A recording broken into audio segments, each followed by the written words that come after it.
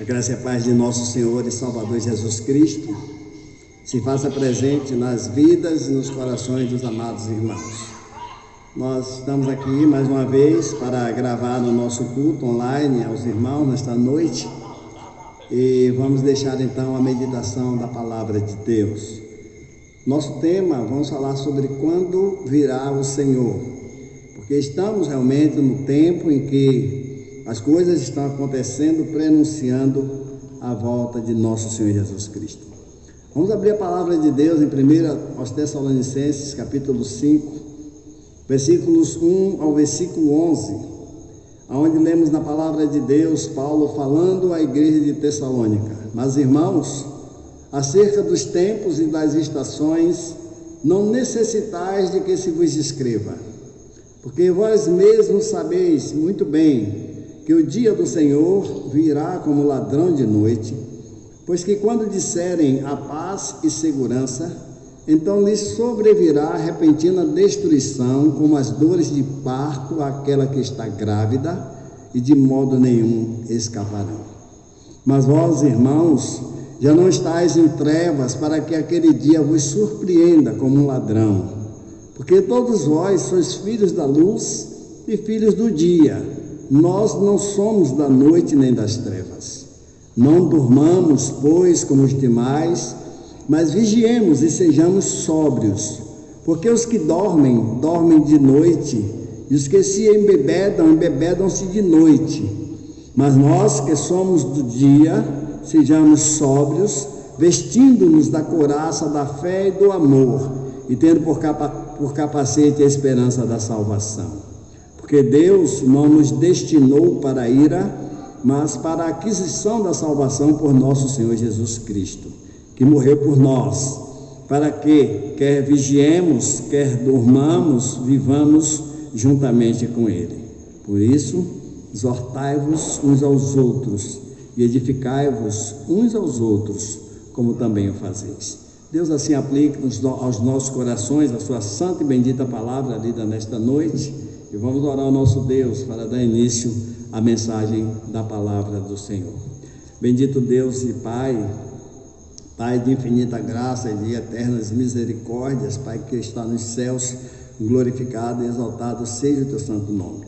Meu Deus e Pai, nesta hora nós chegamos ao trono da tua glória por mediação de nosso Senhor Jesus Cristo, teu amado Filho, para suplicar o perdão dos nossos pecados e suplicar a bênção do Senhor sobre a vida do teu povo, espalhado em toda a face da terra, sobre a população mundial, ó Deus, que tem vivido assustada, ó Deus, e apreensiva e nervosa com a situação que temos atravessado.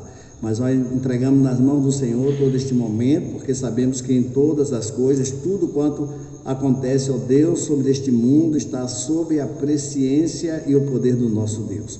Nos abençoa e nos dá graça na transmissão da tua palavra nesta noite. Que o teu servo, ó Deus, seja apenas um instrumento nas mãos do Senhor, e abençoa os corações para que a palavra do Senhor tenha livre curso e que possamos ser edificados pela tua santa palavra nesta noite. É o que nós te oramos, agradecidos no nome de nosso Senhor Jesus Cristo, teu amado Filho, que vive e reina para todos sempre. Amém. Bem, irmãos, o nosso tema, quando virá o Senhor? É uma pergunta. Esta é um anseio, é uma ansiedade humana milenar. Lá no livro de Atos, no capítulo 1, versículos 5 até o versículo 9, nós temos nesses versículos exatamente esta pergunta feita ao Senhor Jesus pelos seus discípulos. E os discípulos do Senhor Jesus, a Bíblia vai nos dizer que Jesus estava prestes a ser assunto aos céus. E lá no versículo 5 em diante, no capítulo 1 de Atos, Jesus estava dizendo a ele: porque na verdade João batizou com água, mas vós sereis batizados com o Espírito Santo não muito depois destes dias. Aqueles, pois, que se haviam reunidos, perguntaram-lhe dizendo: Senhor, restaurarás tu neste tempo o reino a Israel? E disse-lhes: não vos pertence saber os tempos ou as estações que o Pai estabeleceu pelo seu próprio poder. Mas recebereis o poder do Espírito Santo que há de vir sobre vós, e ser-me-eis testemunhas, tanto em Jerusalém, como em toda a Judeia e Samaria, e até aos confins da terra. E quando dizia isto, vendo-o eles, foi elevado às alturas, e uma nuvem o recebeu, ocultando-o a seus olhos. Então nós estamos vendo aí que os apóstolos já tinham esta inquietação, quando Jesus virá. E no versículo 6 ele diz a eles que não competia a eles querer saber quando ele viria restaurar a Israel. Não vos pertence saber os tempos ou as estações que o Pai estabeleceu pelo seu próprio poder. Mateus 24, versículo 36, o Senhor Jesus deixou para nós, mas aquele dia e hora ninguém sabe. Ele diz que nem os anjos do céu, mas unicamente o Pai. Então, poderíamos entender que aguardar o dia do Senhor seria utopia, né? Você pode, diante dessas afirmações, né? desses encontros que temos na palavra de Deus acerca deste tratado, nós poderíamos então entender que seria uma utopia aguardar a volta do Senhor Jesus Cristo. Alguém poderá dizer, poderia até, quem sabe, servos de Deus, querer entender, e talvez tenha irmãos que entendam, que aguardar a volta de Jesus seja uma ação descabida do fanatismo religioso. Poderia até se pensar também que seria uma ação que denunciaria desequilíbrio psicológico desses milhões de pessoas, servos de Deus espalhados em toda a face da terra. E a resposta é: não é nada disso, não é nada disso. Nenhuma dessas evasivas ela tem uma afirmação positiva, nada disso. Cristo virá. A Bíblia nos diz: Jesus vem, e Jesus vem, amém? Porque ele disse que passarão os céus e a terra. Ele diz: mas as minhas palavras não hão de passar. Para as pessoas que não creem ou não conhecem o contexto da salvação de Deus para as nossas vidas, então as pessoas pensam, a salvação oferecida pelo Senhor nosso Deus em Jesus Cristo, ela não se caracteriza nas nossas vidas, na vida dos seus servos, apenas através da expectativa do acontecimento do advento do Senhor Jesus Cristo. O fato de Jesus vir ou de Jesus não vir é que vai demandar de sermos ou de não sermos salvos. Não é isso aí. A salvação é um dom imerecido do Senhor nosso Deus, através do seu santo Filho, que é o Senhor Jesus. João 3, versículos 17 e 18, nesses versículos damos o enunciado da salvação como provisão divina aos homens, e o enunciado aos homens para a aquisição da salvação oferecida pelo Senhor. E a coisa é tão complicada, talvez, e talvez até um pouquinho de difícil entendimento, que eu vou repetir. João 3, 17 e 18, esses versículos dão-nos o enunciado da salvação como provisão divina aos homens. Então, a provisão de Deus aos homens e o enunciado aos homens para a aquisição da salvação oferecida pelo Senhor. E o versículo 17 vai nos dizer o seguinte: porque Deus enviou o seu Filho ao mundo, não para que condenasse o mundo, mas para que o mundo fosse salvo por ele. Então Jesus não veio a este mundo para condenar-nos, Jesus não veio a este mundo trazer a condenação dos homens, mas Jesus veio para nos salvar. Esse é o enunciado da salvação como provisão divina. E como provisão divina, a salvação é universal. Como provisão divina, a salvação é indistinta. Como provisão divina, a salvação é imparcial. Como provisão divina, ela é abrangente. Jesus veio salvar a todos. Mateus 11, 28 e 29, Jesus diz: vinde a mim todos que estáis cansados e oprimidos, e eu vos aliviarei. Ele diz: tomai sobre vós o meu jugo, e aprendei de mim, que sou manso e humilde de coração, e encontrareis descanso para as vossas almas. A salvação é inclusiva, ela abrange a todos. Jesus veio salvar a quem? A todos. Nós temos um grupo que eles defendem uma posição teológica que nós não defendemos nem aceitamos, que é a predestinação. E a predestinação, segundo este grupo, ela diz que Deus escolheu alguns para a vida e Deus selecionou outros para a condenação. Deus não faria tal coisa, porque Deus é Deus, Deus é justo, Deus é santo. Deus não faria tal coisa.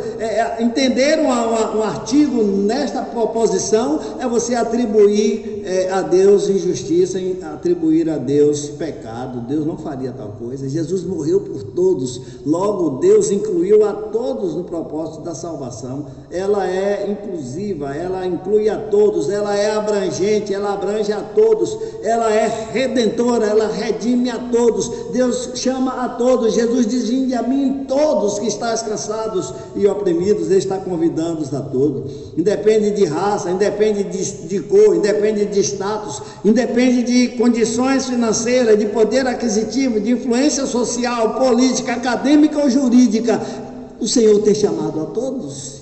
Da mesma maneira que Jesus chama o doutor, Jesus chama o ignorante. Da mesma forma que Jesus chama o são, Jesus chama o doente a salvação. Da mesma forma que Jesus chama o branco, chama o negro. Da mesma forma que Jesus chama aquele que está em evidência, Jesus chama aquele que está desprezado, está lançado na sarjeta. Então a salvação, ela atinge e abrange a todos, abrange a todas as classes sociais, a ricos, a pobres, classe média alta, média baixa, ou da classe miserável, ou ex-molé. Você pode encontrar uma pessoa lançada na sarjeta e ninguém quer conta com esta pessoa, ninguém chega a esta pessoa, ninguém abraça essa pessoa, mas Jesus quer conta com esta pessoa. Jesus abraçará esta pessoa, Jesus receberá esta pessoa, Jesus entregará, receberá nos seus braços esta pessoa que venha a si para receber dele a eterna salvação. Ela abrange aos sãos, ela abrange aos doentes. A salvação abrange aos encarcerados, aos desprezados da sorte, aos assassinos, aos ladrões.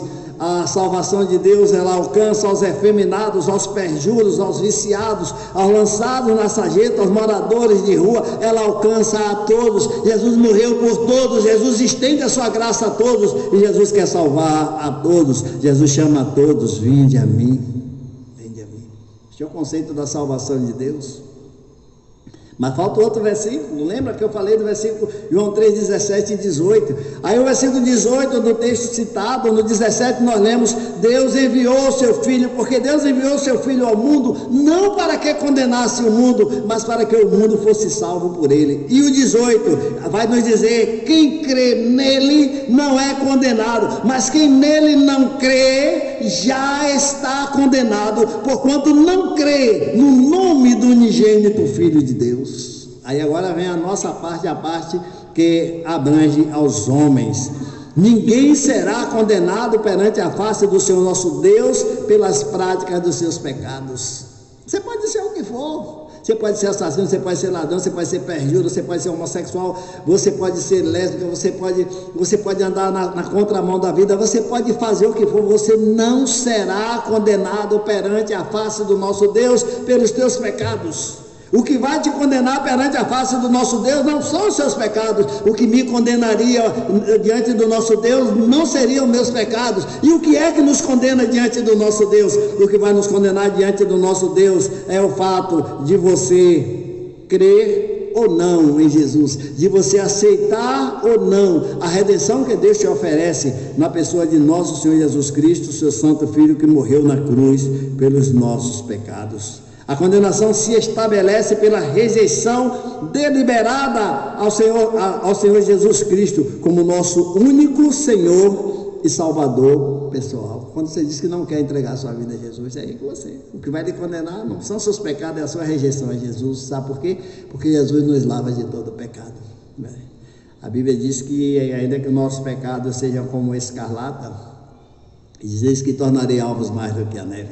Eles poderão ser como o carmesim, a palavra de Deus diz, serão tornados alvos mais do que a branca lã.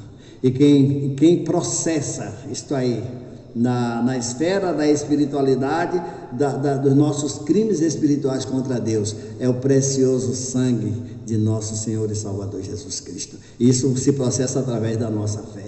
Quando entregamos livre e amorosamente as nossas vidas nas mãos do Senhor, passamos a ansiar a sua volta para remir os seus servos de forma definitiva. Mas com isso não está implícito que a nossa salvação é se Jesus vier, e que se Jesus não vier, que nós perdemos a nossa salvação, ou que nós não seremos salvos, ou que perdemos o nosso tempo crendo em Jesus. Não, Senhor, não, Senhor. Quando você aceita Jesus, não há mais nada a temer. Acabou, não tem mais nada a temer. Eu tinha temer até quando não tinha Jesus como Senhor da minha vida. Mas a partir do momento que nós entregamos ao Senhor o nosso ser e colocamos nas suas santas mãos as nossas vidas, entregamos a Ele o nosso coração, não há mais o que temer. Agora sabemos, Jesus vem, né? Se a brevidade dos meus dias não alcançar o dia da vinda do Senhor, não há o que temer. Ao deixar esta vida aqui, o Senhor nos receberá e nos guardará na sua glória, e aonde aguardaremos esse dia. Esse dia vem. E nós, servos de Deus que deixaram essa vida aqui há 1000 anos, serão ressuscitados, deixaram há 2000 anos, serão ressuscitados. Os apóstolos de Jesus, os crentes da era primitiva da igreja, estão esses anos, esses séculos todos, eles estão aguardando o dia do Senhor, mas Jesus vem, eles serão ressuscitados a encontrar com o Senhor Jesus Cristo nos ares. Ao deixar esta vida aqui, o Senhor nos recebe e guarda-nos, né, na sua glória, de onde então passamos a aguardar o dia, mas Ele vem. Não se engane, Jesus vem. Amém? Jesus vem. Que Deus assim possa estar colocando esta certeza nos nossos corações.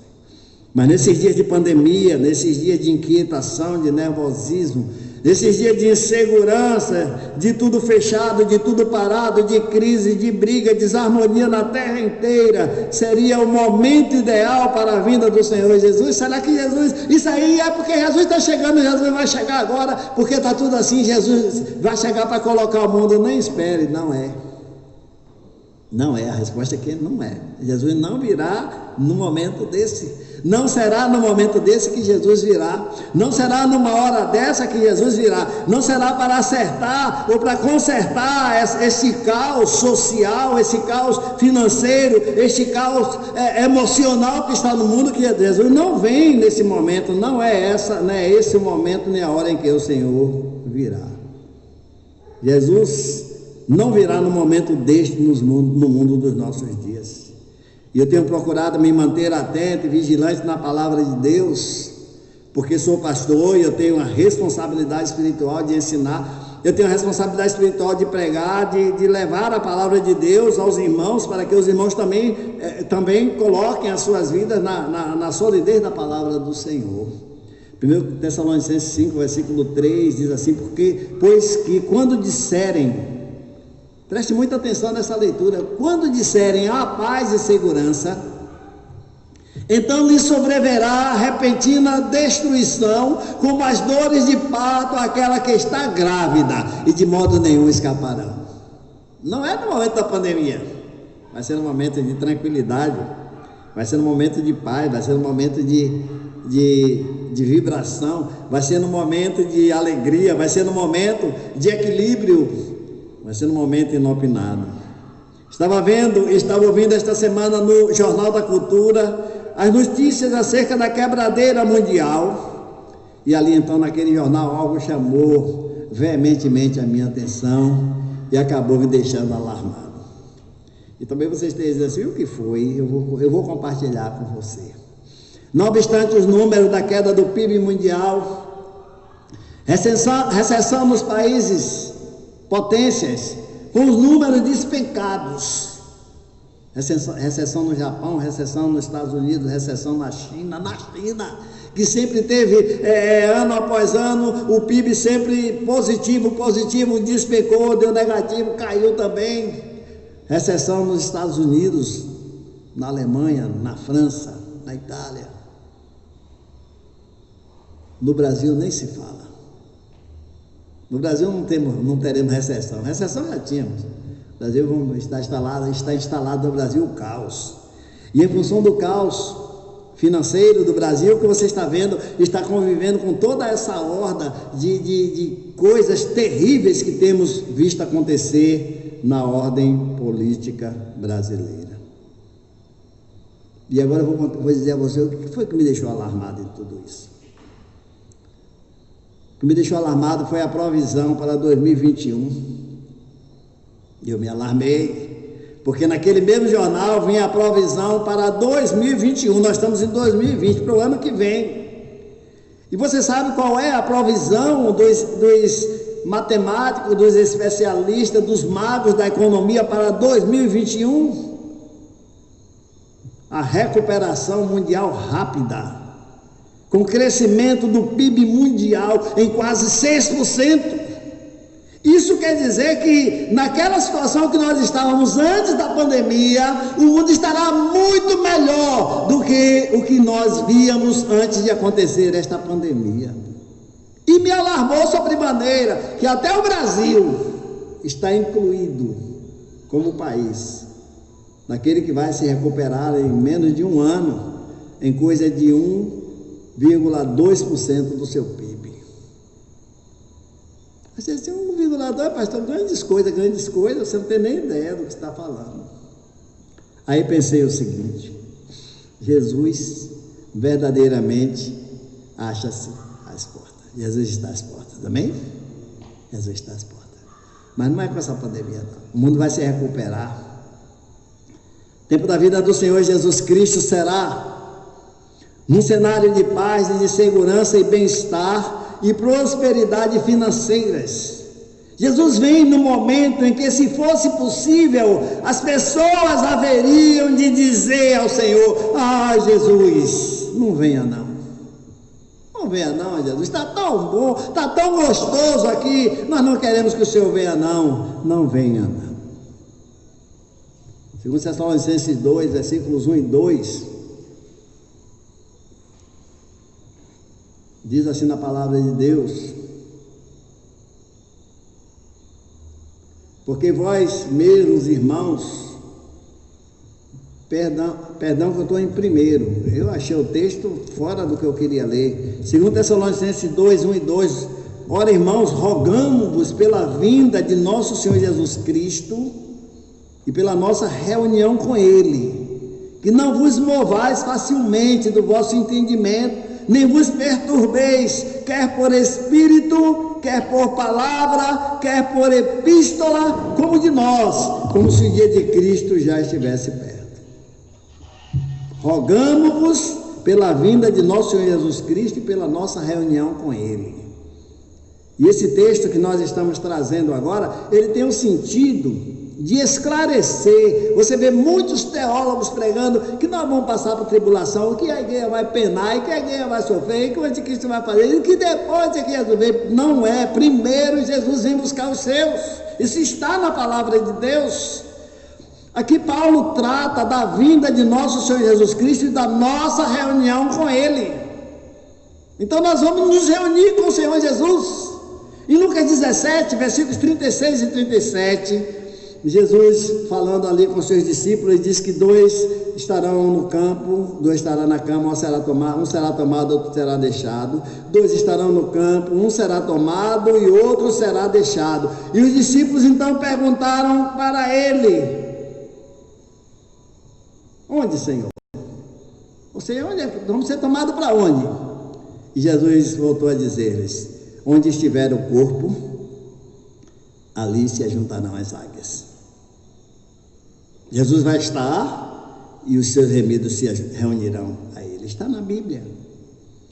1 Tessalonicenses 4, 16, 17, Paulo diz assim, agora em 1 Tessalonicenses 4, versículo 16 e 17, ele vai dizer: porque mesmo o Senhor descerá do céu com alarido, e com voz de arcanjo, e com a trombeta de Deus, e os que morreram em Cristo ressuscitarão primeiro. Depois nós, os que ficarmos vivos, seremos arrebatados juntamente com eles nas nuvens, a encontrar o Senhor nos ares, e assim estaremos sempre com o Senhor. Vamos encontrar com Ele nos ares. Jesus estará nos ares. Ele vem buscar os seus servos e Ele estará nos ares, nos aguardando. Os anjos nos arrebatarão, nos levarão à sua santa presença.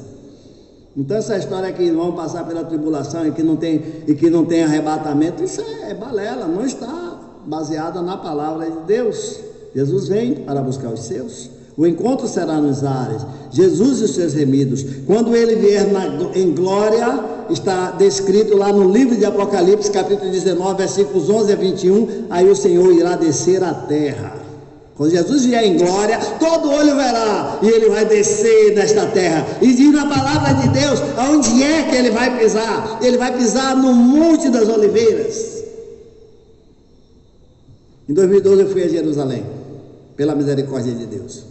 E lá nós vimos o Monte Sião, mas nós vemos logo junto ao Monte Sião, totalmente desabitado. E nós ficamos curiosos, porque é uma cidade totalmente habitada, uma cidade povoada, uma cidade tomada de casa, e aquela coroinha no meio. E aí alguém perguntou assim: e por que ninguém faz casa ali? Por que ninguém habita? O nosso guia disse: ali é o Monte Sião. É ali onde o Messias, quando vier, ele vai pisar. Está na palavra de Deus. Certa feita me acusaram de ser herege, que eu prego, mas eu sou herege que prega a Bíblia, só prego o que está na Bíblia, graças a Deus. Nunca preguei fora da Bíblia, está na palavra. Talvez quem me chamar de herege então nem conhece a Bíblia para esse ponto aí, mas está na palavra de Deus. E a Bíblia diz que ele vem e que ele vai descer lá no Monte Sião, no Monte das Oliveiras, e quando ele tocar o monte, diz que o monte vai abrir, será fendido pelo meio, para o norte e para o sul, para o oriente e para o ocidente, e haverá ali um vale muito grande, ali é o Arraial dos Santos. Metade do monte vai para o norte, outra metade para o sul, e ele abre para ali fazer a habitação do Senhor Jesus e seus remidos. É ali onde habitaremos com Jesus por 1000 anos, onde acontecerá o milênio. E você pode abrir a sua Bíblia lá no livro de Zacarias, no capítulo 14, marque aí, e vai ler lá os versículos 1 até o versículo 11. Você verá tudo isso na palavra de Deus. Então precisamos estar atentos aos tempos, aos fatos e aos sinais. Depois desta pandemia virá a bonança e a felicidade neste planeta, e vai ser rápido. O planeta vai se recuperar desta situação rapidamente. Em pouco tempo a terra vai se soerguer, e talvez aí com o aparecimento de uma pessoa muito especial. Mas fiquem sabendo que Jesus está às portas. Neste cenário, procure se preparar para receber o noivo, porque porquanto muitos serão apanhados de surpresa e acabarão deixados para trás. Procure se converter dos seus pecados. Meu amigo, minha amiga, se você não é um servo de Deus, se você não é uma serva de Deus ainda, você não é um servo de Deus que você não quer. Você não é uma serva de Deus porque você não quer. Porque você tem se negado a entregar nas mãos do Senhor nosso Deus. E entregar ao poder de Deus a tua vida. A vida entregue ao Deus que te criou no ventre da sua mamãe. Aí você diz assim: mas eu quero curtir, amigo. Você quer curtir os bares, você quer curtir a farra, você quer curtir os prazeres, você quer viver uma vida na depravação, você quer viver uma vida longe do compromisso com Deus. E por isso você está caminhando para a condenação eterna, não porque Deus te quer no inferno, mas porque você tem escolhido a condenação ao invés da vida que Deus tem te oferecido na pessoa do Senhor Jesus Cristo. Procure se converter dos teus pecados, confesse-os ao Senhor, recebendo dele o beneplácito da salvação na sua vida, porquanto Deus ainda tem concedido o tempo para arrependimento e confissão. Procure colocar a sua vida de servo de Deus, você que diz que é um servo de Deus, uma serva de Deus, e que não tem procurado viver a sua vida para a honra e glória do nome do Senhor Jesus. Muitas pessoas dizem que são servas de Deus e são vergonhas do Evangelho. São servos de Deus, mas não dignificam o nome do Senhor. Se dizem servos e servas de Deus, mas estão atolados na iniquidade, partícipes do mal, tendo os das trevas como seus parceiros, e dizendo que é da luz, quando na verdade anda nas trevas, vive em trevas e será alcançado pelas trevas. Deus tem te dado o tempo, da mesma forma que tem dado o tempo ao que não conhece a sua palavra, de se converter. É porque você não se converteu ainda. Você talvez está na igreja, mas não se converteu. Você talvez está rolado no rol de membro da igreja, mas não é verdadeiramente um servo, uma serva de Deus. Procure olhar para Cristo. Procure entender. Peça a Deus, você e Deus só. Talvez você não quer ouvir, o pastor fica todo dia falando isso, eu estou cheio de ouvir, eu não quero nem ouvir mais esse pastor pregar. Tá bom, me deixe cá, eu sou um pecador igual a você. Trata com Deus, peça a Deus graça. Esqueça o pastor, esqueça o ser humano, a figura que o diabo está fazendo vocês concentrar a sua atenção. Peça a Deus graça e me anule. E diga a Deus: Senhor, se eu estiver errado, então fala comigo. Deus, se eu estiver errado, trata comigo. Vai acontecer alguma coisa em sua vida. Deus vai tratar. E certamente você vai se converter. Deus vai te converter. Deixa Deus falar no teu coração. Deixa Deus cuidar da tua vida. Entrega verdadeiramente sua vida a Jesus, para que você não seja apanhado numa surpresa terrível. Pessoa que tem se iludido com a salvação, ela será apanhada numa surpresa terrível. Jesus virá e ela não será arrebatada. Para finalizar nesta noite a mensagem da palavra de Deus, procura colocar a tua vida de servo ou serva de Deus debaixo da graça e submissão ao Senhor. Procure servir e seguir a Cristo integralmente. Pague seu preço. O Senhor disse que todo aquele que quiser ser seu discípulo dele, ele disse: negue-se a si mesmo.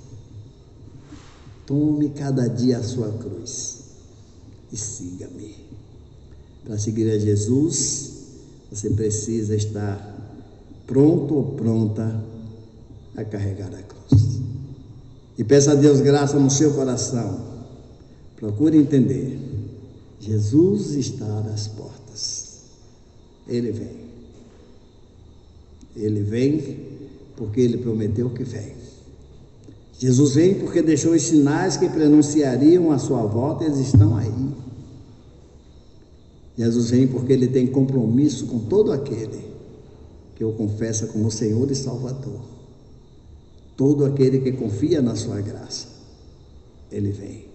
E que Deus te dê graça para que você seja contado com aqueles que têm confiado na graça do Senhor Jesus, para adentrar a graça de Deus e viver na graça eterna para sempre.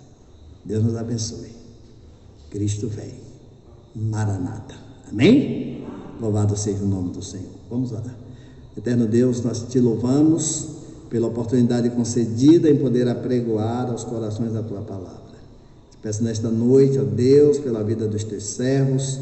Nós temos alguns irmãos enfermos, eu coloco esses irmãos nas mãos do Senhor. Tem, ó Deus, lá o Senhor Jadilson, que é esposo da nossa irmã Nieta, que o Senhor esteja visitando com a tua graça, com o teu poder. Eu coloco nas mãos do Senhor a vida de Pablo, coloco nas mãos do Senhor a mãe da nossa irmã Antônia, a família de Daniel, Deus, que estão também enfermos, que o Senhor esteja entrando com a tua providência, falando ao coração deste povo para que eles busquem a graça do Senhor, para que não venham a se perder do Senhor para sempre. Meu Deus, dá-nos a tua bênção, dá-nos a tua graça, a tua direção, ajuda-nos para que possamos em todo o tempo estar buscando servir ao Senhor em espírito e em verdade. Fortifica a nossa fé e os nossos corações. O Senhor sabe, meu Deus, a situação que temos enfrentado, seja física, seja psicológica, com a pandemia que tem se espalhado na face da terra. Guarda-nos debaixo da tua graça, do teu poder, dá-nos a tua bênção. Obrigado, Deus, pela vida dos teus servos e de maneira especial, irmão Diel, irmã Sheila, que tem nos ajudado, ó Deus, para que possamos assim abençoar a vida dos irmãos. Dá-nos uma noite na tua graça, no teu poder, e nos leve em paz aos nossos lares. No bendito nome de nosso Senhor Jesus Cristo, teu amado Filho, nós te oramos e te agradecemos. Amém. Que Deus em Cristo nos abençoe. Deus abençoe os amados irmãos.